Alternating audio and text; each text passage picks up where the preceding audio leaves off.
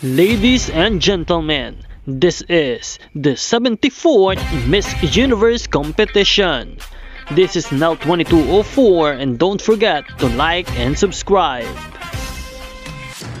Magandang araw Pilipinas! Live sa preliminary competition ng Miss Universe 2025, isang powerful at energetic ang naging performance ni Miss Thailand.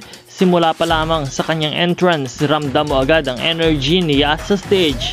Confident, poised at handang ipakita kung bakit siya isa sa mga contenders. Ang bawat hakbang niya ay controlled pero puno ng karisma.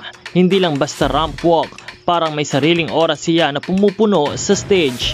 Kitang-kita ang effort sa body posture at projection niya at talagang standout siya sa lineup ng candidates. Bumagay sa kanya ang swimsuit, simple pero elegant at perfectly complements ng kanyang physique.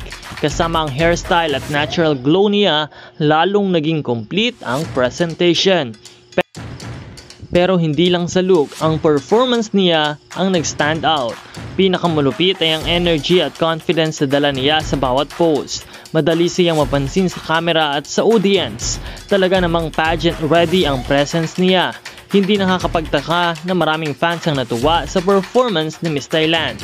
Malakas, dynamic at confident. It's a performance na siguradong tatatak sa preliminary stage at baka makaapekto sa ranking niya sa top 30.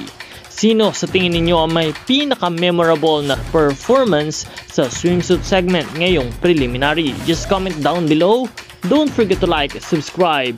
Stay tuned for more Miss Universe 2025 updates.